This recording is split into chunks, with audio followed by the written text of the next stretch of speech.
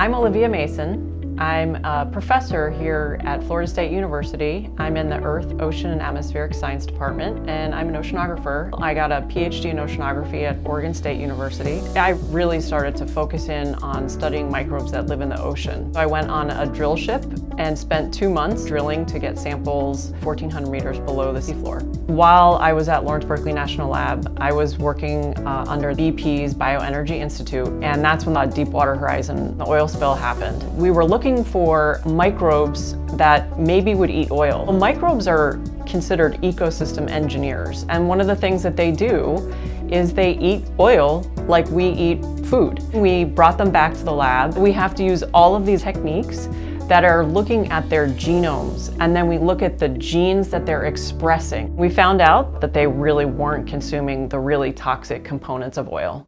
Coming to FSU was the perfect place for me, and I was able to get out on numerous research cruises to go into the hypoxic zone, to go back to revisit the Deepwater Horizon area, and to collect samples. What I'm most curious about is how microbes respond when there's a change in their environment, an ecosystem perturbation. So looking at the Gulf hypoxic zone, how do microbes respond to low oxygen? My lab focuses on using novel approaches to understand what the microbes are doing in the environment, particularly in relevance to a perturbation. Just this past summer, we were able to collect samples. Now we know what microbes are there and we know what their metabolism is. We wanted to figure out what microbes were producing nitrous oxide. We're collaborating with geochemists that are looking at the isotopic composition of this nitrous oxide. And what we're going to do is combine all of the microbial omics data with the geochemical analyses and data to figure out what microbes are producing this N2O that is in both the bottom water column and in the sediments. We're doing the same thing in Saanich Inlet, which is a fjord of British Columbia's Vancouver Island.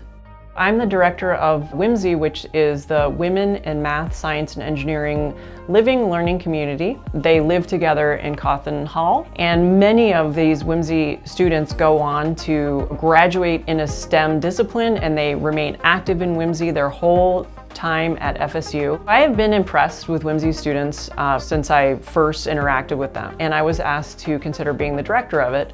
And I absolutely jumped at the chance to do that. The research they're doing, you just have to remind yourself that they're undergraduates. They're really smart, and you can just see that they're thriving. They're just a constant source of inspiration. They just sort of remind you of that initial real curiosity that drives you to go into a STEM discipline and then a STEM career.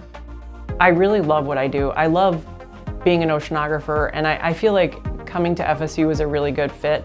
FSU is a special place. I'm just happy to play a part for the undergraduates in their journey as they're trying to figure out what they're going to do when they graduate and building their platform for their career as they go forward.